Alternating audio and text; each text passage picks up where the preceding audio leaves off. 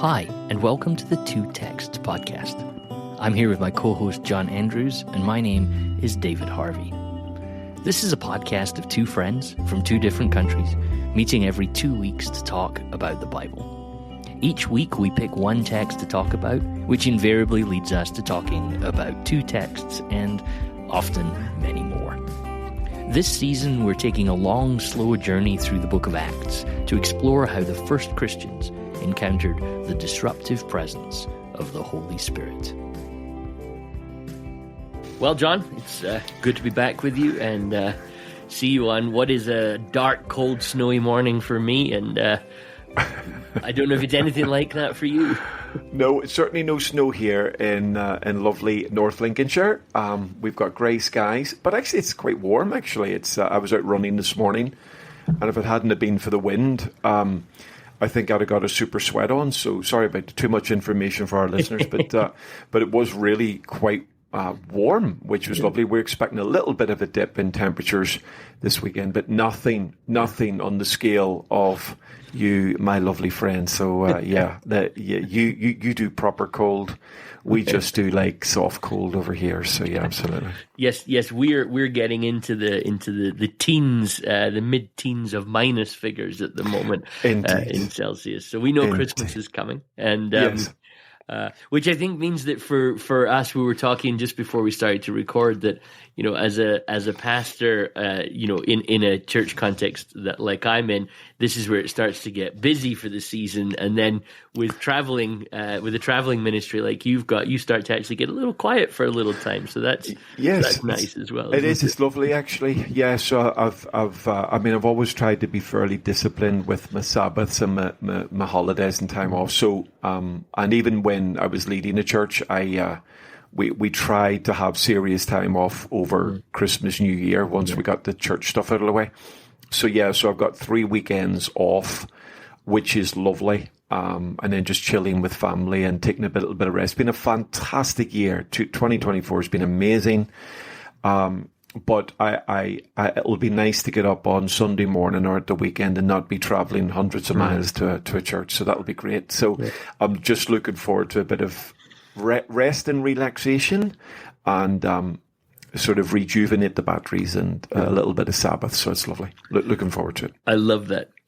And I think I join you in a bit of rest as soon as it hits, I think, midnight on Christmas Eve. We do our last service just before midnight. We do a communion service so that we're all broadly taking communion as it turns Christmas morning, which is beautiful. And then I will put on my slippers and stay indoors for a few days. Come on. And related then to the podcast, just for all of our listeners.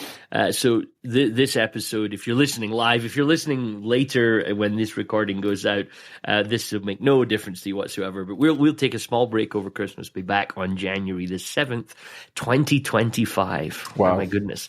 Remember when it turned 00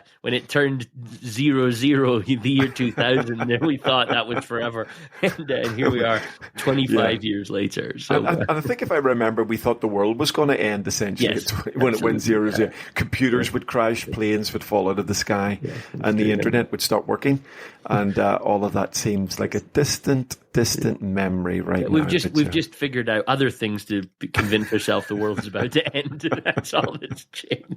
Yeah, some of those things you get to feel a bit more real, actually, but there we are. There we are. So here we are in Acts 21. Indeed. So we left Paul on his way to Jerusalem. And 21 verse 17, which we're going to dive into today, is Paul arriving then in Jerusalem. And really we're getting into the stage of Acts now when Paul arrives in Jerusalem where it's a big defense of Paul's ministry, which actually aligns with so much of what we see in Paul's letters, isn't it? That Paul always faced a challenge to justify his ministry from so many corners and angles and perspectives. And here we have him really at some level, it feels like the stage of Acts we're going into, Luke is now defending Paul's ministry. It becomes almost a defense narrative for the next little while, doesn't it? It does. And we have these fascinating moments of Paul telling the story a couple of times in the next few chapters. Quite amazing stuff. And then, of course, through a turn of events and through Paul's decision, maybe influenced by certain prophetic words, Paul then hits the go button to appeal to Caesar, which we'll get to a little bit later. But then it feels like we're on a trajectory, not only in defending the gospel to the Jewish world, but then the gospel is being defended, as it were, to the Roman world, to the Gentile world. And Paul ends up going from here, Jerusalem, the center, the epicenter of Torah, the epicenter of God's people, to Rome, the epicenter of the empire. And by the end of the book of Acts, he's in the heart of Rome. So it's a fascinating, this does feel like a little bit of a moment in the story that sets up a definite trajectory and a definite narrative that's worth following. Yeah. So shall we dive in? And you're going to read from Acts 21 and verse 17 for us. Yeah, and just before I read, it is worthwhile for our listeners to think, just on a chronological level, we sort of think Paul arrives here at Jerusalem around about 56, 57 AD.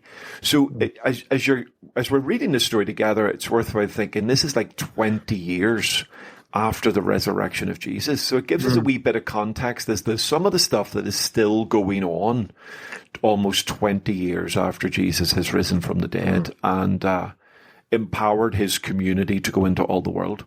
So here we go, verse 17. When we arrived at Jerusalem, the brothers and sisters received us warmly. The next day, Paul and the rest of us went to see James, and all the elders were present. Paul greeted them and reported in detail what God had done among the Gentiles through his ministry. When they heard this, they praised God. Then they said to Paul, "You see, brother, how many thousands of Jews have believed, and all of them are zealous for the law. They have been informed that you teach all the Jews who live among the Gentiles to turn away from Moses, telling them not to circumcise their children or live according to our customs. What shall we do? They will certainly hear that you have come, so do what we tell you. There are 4 men with us who have made a vow. Take these men, join in their purification rites, and pay their expenses so that they can have their heads shaved. Then everyone will know that there is no truth in these reports about you, but that you yourself are living in obedience to the law. As for the Gentile believers, we have written to them our decision that they should abstain from food sacrificed to idols, from blood, and from the meat strangled animals, and from sexual immorality." The next day Paul took the men and purified himself along with them. Then he went to the temple to give notice of the date when the days of purification would end, and the offering would be made for each of them. He arrives into immediate scandal, doesn't he? Yeah, absolutely. Yeah. I love that little verse 17. The brothers and sisters received us warmly, and then that's about as warm as it gets. So that's it's just like, okay. Not have we got the pleasant bit over the way. Let's get to the real issues. And it does sort of feel like, hey, Paul, great to see you. Love you heaps. Oh, and by the way, let's get to this. Yes. And it really is. I mean, it's lovely that they are received warmly, and clearly, you know, if our listeners have been with us long enough, you know, millions of years ago when we looked at Acts 15 and that huge council that some of these characters that have actually been named here were present, this was a big moment pre sort of Paul and Barnabas returning a second time into the Gentile world. So to put that in context, you know, Saul and Barnabas and Saul had done a 2-year missionary trip starting from around about chapter 13 to chapter 15, well, the end of chapter 14. And then in 15, we get this massive council over the Jews and the Gentiles, especially what to do with the Gentile question. And then, you know, Paul has gone off on a second missionary journey. Barnabas took Mark. Paul took Silas and the other team. And then now they've, at the end of this second trip, which we looked at, he's now back in Jerusalem. And there seems to be genuine warmth extended to him, and a genuine appreciation of what he's doing among the Gentiles, even if there is some interesting reflections and comments from the Jewish community about what's going on in Jerusalem. It's interesting, this whole passage, because I wonder if we don't need to back almost up a little bit in that I was thinking about, and then this relates to some conversations I've had elsewhere recently, John. In fact, I had a stunning conversation just a week or so ago with a Luke Acts scholar on another podcast that I was interviewing him on, and I might drop a link in the show notes to it for people. And he said something which I've been reflecting on, not simply because we're recording this during Advent and the lead up to Christmas, but he was talking about how Mary's Magnificat, and you'll resonate with this because we've recorded podcasts to say similar things to this as well. He was talking about how Mary's Magnificat is really the key to understanding Luke and Acts, which I thought was interesting. Like, I think you and I have talked before about how significant this text is. It was really interesting to hear, someone who's spent his professional career working exclusively on Luke Acts in a Pentecostal context. And he was saying that really to understand Luke and Acts, you have to pay close attention to the Magnificat, right? To Mary's, this amazing song of Mary.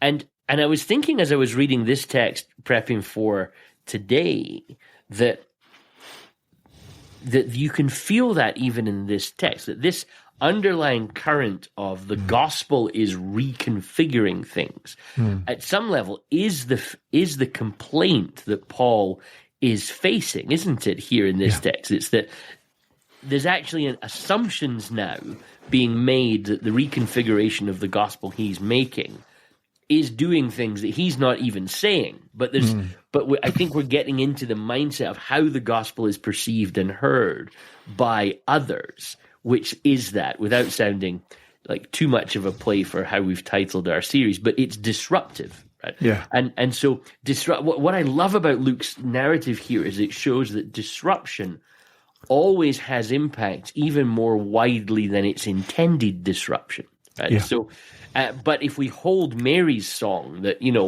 mountains are brought down, valleys are raised up, rich and powerful, poor and weak are all being redistributed by the gospel. You can even, here we are, like if you think of Mary's song in Luke chapter 1 as the sun, we're now in Acts 21, we're at the outer planets of the solar system, and yet still that thread narrative that the work of Jesus is causing disruption. So in this conversation that we'll have today, you see Paul, in one sense, fighting to hold together, to hold together the both sides of this conversation. But on the other level, we know how they're coming to these conclusions about Paul. Does that make sense? What I'm trying to stitch together there? Yeah, absolutely. I mean, I think there's that sort of dramatic sense of it in verses 18 to 20. So you get this. There's almost two parts to this greeting.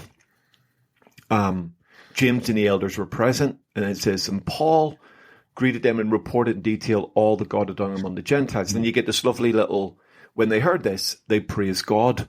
Yeah. But then it says, then they said to Paul, oh, you see, brother, how many thousands of Jews have believed, and all of them zealous to the law. So you can, it feels there's still a bit of tension there in terms of a Jesus-following community in Jerusalem that is almost probably entirely Jewish. And my goodness, clearly growing. Many thousands of Jews have believed. I mean, this is, we don't know how many thousands from a biblical text, but that's not an inconsequential number. So clearly something quite amazing is going on. But of course, what James and the brothers are saying, or the elders are saying, this is being very much located within a Jewish worldview. This is being very much located within zealousness for the law. Which, of course, we know from our previous conversations, Paul is not opposed to. Paul's not saying suddenly the law is obsolete, but what he's saying is that actually, from later writings, he's saying the law was the school teacher, the schoolmaster leading us to Christ. Yeah. It's not enough to save us, and it's through Christ alone, by faith in Him, that actually the Torah is fulfilled and the Torah is made sense of. So it's obeyed or practiced in a different way. So Paul never, in my recollection, abandons the law per se. But of course, I think this language is very much locating a repeat of the idea that Jewish people are coming to Jesus while remaining steadfastly Jewish. And there is both an adherence to Moses as well as a surrender to Jesus. Yeah. Whereas Paul's world, of course, he's coming to the same Jesus and the same salvation. But of course, he's dealing now with a clientele, forgive that language, of people who are not coming to Moses. They're coming straight to Jesus.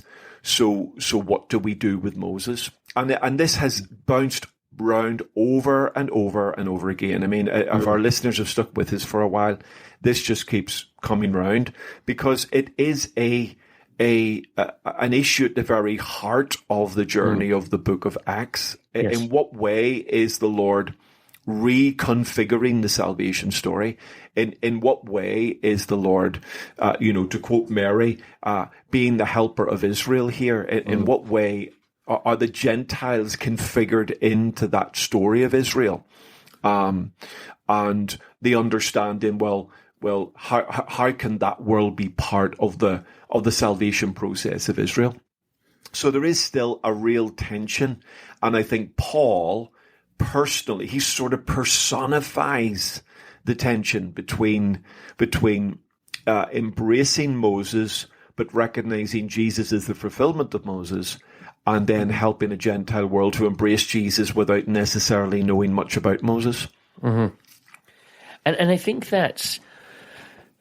I actually, to sound like a dripping tap, as I have many times during this Acts sort of series, this is again one of those passages that if we really stop and just pause for a little while in it, its relevance to us in our contemporary moment, I think is very strong. And we don't need to unpack all of that just now, but these are the perennial challenges of the church, where you've got the work of God working in one space in a very particular context, the work of God working in another space in a particular context, and then people are hearing things together. And you feel Willie Jennings talks about our need to police the praise of God, right? Which I think is a really fascinating phrase that thousands have believed, right? Yeah. There's the praise. Like, this is amazing. Thousands have believed. All of them are zealous for the law. This is the beginning of the policing, right? Because then the next sentence, and they've been informed that you teach Jews who live among the Gentiles to turn away from Moses. And if you were to overlay Galatians 2 here, you understand what they're talking about. Yeah. In Galatians 2, Paul has Jew and Gentile eating together at the same table. Even Peter himself is uncomfortable with this. So it's not, and to be clear, that is a problem, right? Like sharing a table of food with people who haven't been through the purification rites is a risk for a Jewish person. And I worked on this sort of stuff a lot when I was thinking about Galatians, and you realize it's not always clear exactly what's triggering the concern, because cultural processes change and develop as well. But the mixed table is a challenge. And so we have got to be careful that we don't hear the phrase, you're teaching Jews to turn away from Moses. And we think, well, Paul doesn't teach that. Paul's absolutely committed to the Old Testament. Yeah. But he is committed to certain things which can be understood and seen as problematic to a Jewish crowd in Jerusalem, namely mixed table fellowship. And, and that's being perceived by other people as Paul's approval. I think they're then jumping to conclusions as to what that means Paul's saying about the law. Yeah. But I do think we need to be fair to say we can understand how they got there. Yeah. You know what I mean? Like it's not a big leap to understand that they would watch what Paul was doing out in the diaspora spaces and think, "Oof, so what's Paul saying about Torah now?" Do you think that's fair to say? Oh, no, I think it's there, and I think I was looking even at the sort of the Greek in the text there. They have been informed now about you that of the apostasy you teach. I mean, that's the NIV sort of just seems to imply controversial teaching. Yes. But the Greek text it's a bit stronger than that. It's almost you are encouraging a turning away from Moses. Yes. So it's not just you don't have to circumcise anymore. You don't. It's actually Paul is. The accusation is that Paul is aggressively turning them from Moses, causing them. It's too strong of language, but possibly implicit they're causing them to apostatize, causing them to move away from Moses. So it seems to me a very, very dynamic, strong accusation. And of course, ironically, Paul has circumcised Timothy. Paul has, in previous parts in the book of Acts, he's followed certain feasts and also taken certain vows. And as we're about to see, he's quite comfortable to follow another vow process in order to show, hey, I'm really comfortable with like following the patterns that we're doing, as long as we understand what this is and what it's not within that. So it is a real, it is a real challenge to Paul, and it must have hurt him a little bit that at one level when he says, the Lord's moving among the Gentiles and thousands are being saved in the Gentile world. And everybody goes, oh, that's marvelous. Oh, and by the way, we just need to remind you of this. And not only are people coming to Christ and zealous to Moses, but actually those same people are concerned about what they're hearing about you. So it must have hurt Paul a little bit that he's not. It feels to me, David, that he's not being given the benefit of the doubt, even by James and the elders. It's almost like, well, here's what you need to do now to convince everybody that this is not true, rather than saying, we know this is not true. So what do we need to do to sort of limit the damage in terms of Jerusalem and allow you to walk around safely? So it's almost like, it feels to me like they've assumed the worst about Paul without saying that. And as I read it afresh, it felt like Paul's very isolated here. It feels like Paul is standing alone on this issue. And of course, he's doing it at the very heart of Jerusalem. And as we're going to see in a few episodes, at the very heart of Jerusalem in the temple. So it's quite profound, really. I think that word isolation is really significant, right? I think that what is being said about Paul is not true, right? But because of what he's being perceived to do, the damage that's being done to him is as if what's being said is true. Right now, and this is what I mean. This is one of the areas of this conversation I think is so. I want to say all of this very cautiously and tenderly, John, but is so relevant to our current time. Right, that something is being said of Paul. We know that this thing is unfair in terms of we understand why it's being said. We understand how it's even perceived as being said. Right. Like you and I can fill in the blanks, a pretty good guess as to what Paul is doing that's making them say this. Yeah. But still what they're saying is not true, right? But the damage that it has the potential to do is as if it was true. Now I think that's the world that we live in now. Yeah. That as long as, if you can just say the right thing and get it catch enough traction about a person, it becomes essentially a truth, even if if it's not true. And the damage done to the person's life is essentially now done as if what has been said of them is true. And I think that's really, really fascinating for us to spot happening here in Acts, and how that then isolates Paul. Does that make sense? Right? I even think about some of the notions in this, and I'm not, please, listeners, don't hear what I'm not saying, but I think about that phrase that's used of a kind of cancel culture. Now, some people are using that phrase, because they're complaining about cancel culture because they just want to say things that, to be fair, they shouldn't say. Right? So I'm not in that category whatsoever. No. I'm pondering how we live in a context now where if somebody infers something from what you say that they don't like, you are now treated as if that was what you were inferring. Right? Yeah. And that's what's happening here with Paul, isn't it? That totally. They've been informed, you teach Jews who live amongst the Gentiles to turn away from Moses. Like, Paul does not teach this. Right? No. Now, what's actually happening, I think, in this text is the second area that we need to ponder really carefully. And please, like John, interject with me on this, because I'm struggling even to think how to clearly articulate this here. But in verse 25, the statement is made by, James and the elders.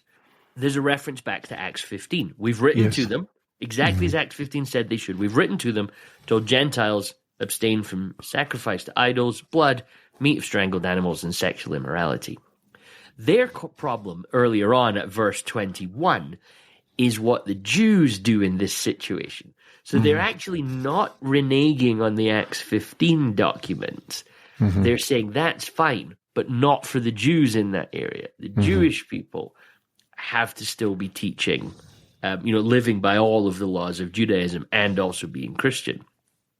And as a result, they've created this notion that somehow, essentially, the gospel and the law don't entirely go together. And the accident that they make here is they imply, and this is not intended in Acts 15, it's definitely not intended by Paul in Galatians, is they attempt a subtle segregationist theology, right? And I think when we sit on the other sides of, the civil rights movement in America, apartheid in South Africa, the Canadian Indigenous program in Canada, where people have been kept apart to allow them to work out their own religious freedoms, this is where you trip up and get into trouble, isn't it? And I think that what Paul's had happening here is he has never taught Jewish people to abandon the way of Moses, but he has brought people around a central table. And at some point, the gospel is going to ask you to consider, what does that mean? And so, whereas I don't think, and I know you don't think, there's a tension between the gospel and the law, right? The way it's being presented now to Paul is that there's a tension between the gospel and the law. And then that's made doubly complex by, by what they're saying about his behavior, which isn't strictly true. Is that I'm trying to kind of keep it all together in my head, but is that a fair sense of what you think's happening here? I would agree with that. And I think that you're introduced to that idea right from the beginning. We're very happy Gentiles are coming to Jesus, but let me remind you, thousands of Jews are who are zealous for the law. That's clearly something a bit different. And I think this is why then in Paul's later writings, and I know that your love for Galatians around that, but also some of his later writings where Paul is quite aggressive in defending the idea that there isn't a sort of a two-track system, that actually that this is about finding life and salvation in Christ. For the Gentile, it will look different, perhaps, in process and journey towards Christ than for a zealous Jew.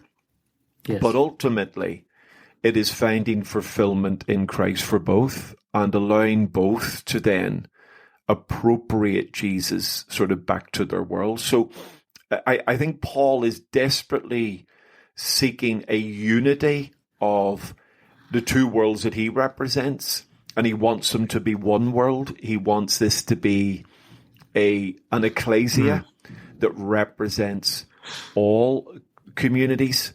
But it still feels like 20 years after the death and resurrection of Jesus, it still feels like elements of the Jerusalem church are definitely grounded or stuck or resistant to the idea of fulfillment of the law in Christ and liberation from the law at a salvation level in Christ.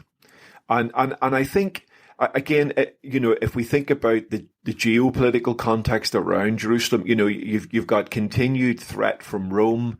You've got a very hostile Gentile world generally towards a Jewish position. And you've got a church that has been experiencing, to some degree or another, threat and persecution at one level or another consistently since its birth. So the propensity to sort of circle the wagons and hold on to what you know is true and what you believe is totally there for all of us. And it, to try and see it from their point of view, it's easy to see Paul as someone who seems to be aggressively eroding the Judaistic roots of this conversation.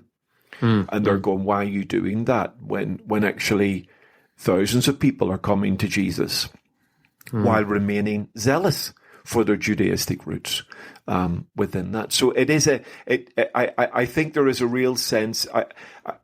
I think we're aware of Paul's overall growing isolation in certain elements throughout the book of Acts. I think this moment really does feel like Paul. So if I were imagining this, it's like Paul is standing on his own in front of the council.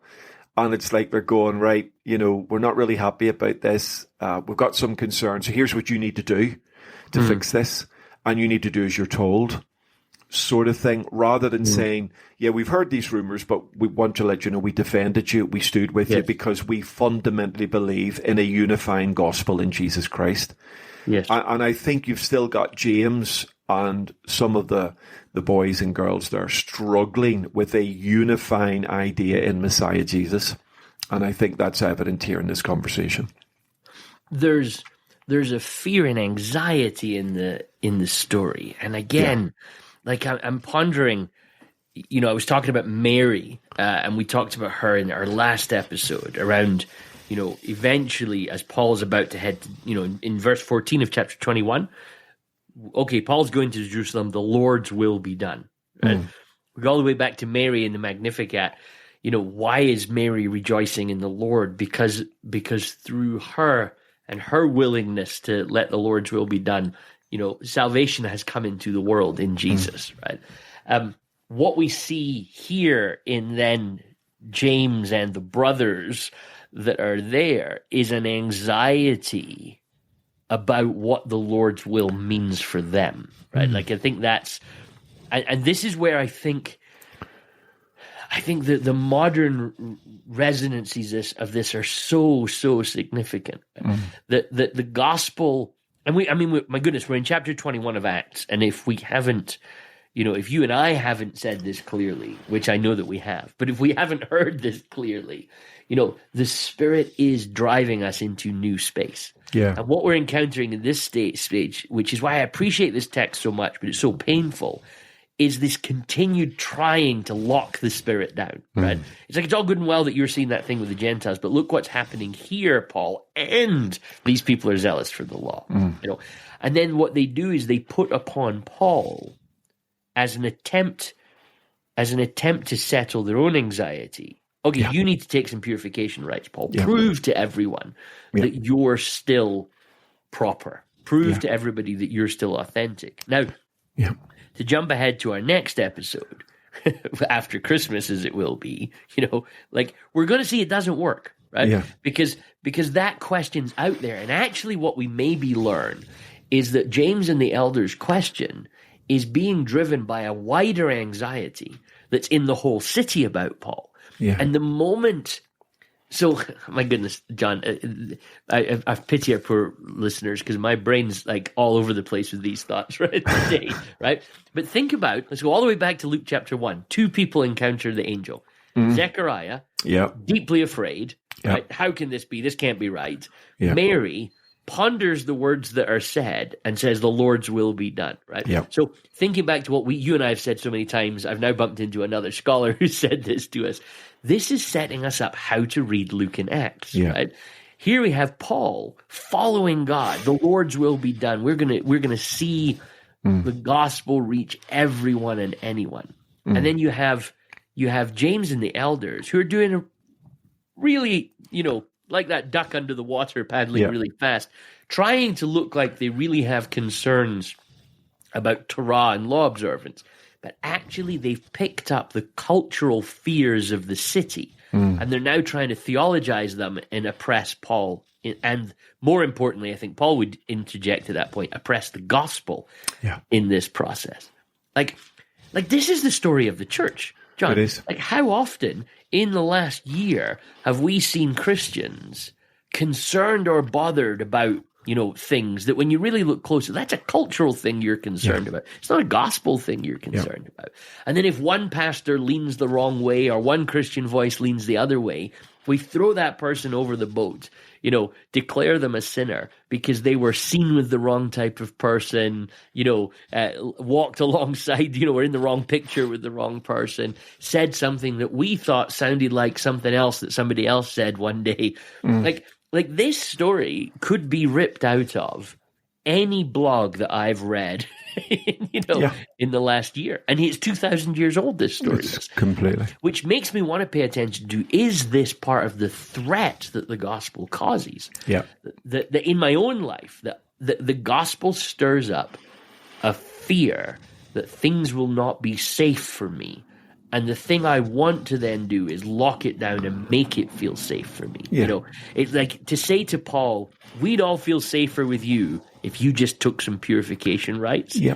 If Paul is the most ridiculous thing you could possibly say to him.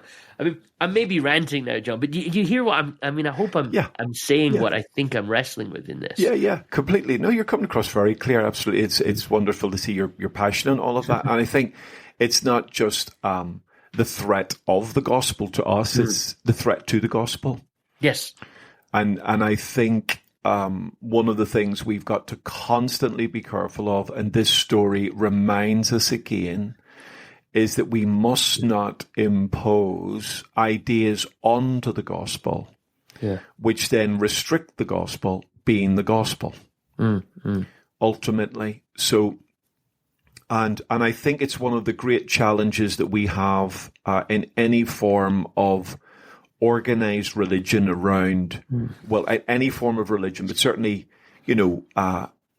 speaking from within the Christian church, I think if we're not careful, we end up defending ideas which are not fundamentally gospel as if they were, because to accept those wider ideas would be to place our own secure position under threat.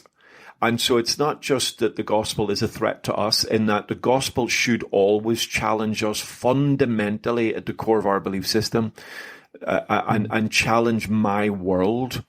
But if I don't allow the gospel to challenge and change my world, then my worldview, my interpretation of the gospel then becomes a threat to the gospel itself. And I think you have this clash here. I think you've got to use, and I was thinking about it before you said it, you've got the Zechariah Mary dynamic. You've got a man who knows the law and knows the intricacies of the temple, and yet he's somehow missing the plot. And you've got a young woman who theoretically shouldn't know Torah, though her Magnificat clearly shows us she does know Torah. By the way she announces and prays and sings, it's magnificent. And you get that amazing juxtaposition. You get a sort of a slightly outsider figure grabbing the ideas quicker than the guy on the inside. This is the constant tussle of the gospel within the Gospels of Jesus Christ with the Pharisee and the margins. And we're seeing it again now 20 plus years on. Yeah. And the church of Jesus is still wrestling with this. No, we want to control the gospel. We want to control what it looks like, and we want to control how it is. Now, we may not be able to control that in the Gentile world, Paul, but we are absolutely going to control that here in the Jewish world. And it's like Paul has had this incredible liberty and freedom to reach the Gentile world. He comes back to Jerusalem and immediately, here's a straitjacket, stick this on. And if you stick this on, everybody will know that you're good to go. Yes. And even though Paul appeases them and plays the game, ultimately it becomes a landmine that absolutely blows up in their face and creates potentially terrible and devastating results as a result of this attempted appeasement for people who may never be appeased. So it is a real lesson to us in humanity. It's a lesson to us in sociology. I think it's a lesson to us in spirituality and in our own struggles, both within the church and outside the church, that we've got to let the gospel be the gospel. And if we let the gospel be the gospel, then it will be, yes, a threat to us, but it will reduce our threat to it so that it can be everything it's meant to be. It's like the Spirit, and this is, I think, part of Luke's agenda. The Spirit is a risk, but the Spirit is not a threat to you. Right? And like these people, some of these people were at the day of Pentecost, right? They know that this is the vision of God. They were with, like James is, he's been with Jesus. He knows Jesus' message. And I think so often the risk of the Spirit we interpret as a threat to us. Yeah. And then we start to segregate and we start to lock down. And we don't realize at that point that our efforts to try and suppress the risk become the very things that destroy the gospel. And I think that's where Paul kind of screams to us through the ages of keep praying your will be done, keep being open to the Spirit who will break barriers and disrupt us, and be slow. I was thinking it like this: be slow to assume that because you're uncomfortable, the Spirit isn't working. So that's it for this episode. We know that there's always more to explore, and we encourage you to dive into the text and do that. If you liked this episode, we'd really appreciate it if you rated, reviewed, or shared it. We also appreciate all of our listeners who financially support the show, sharing the weight of producing this podcast. If you'd like to support the show, visit twotexts.com. But that is all for now. So until next time, from John and I, goodbye.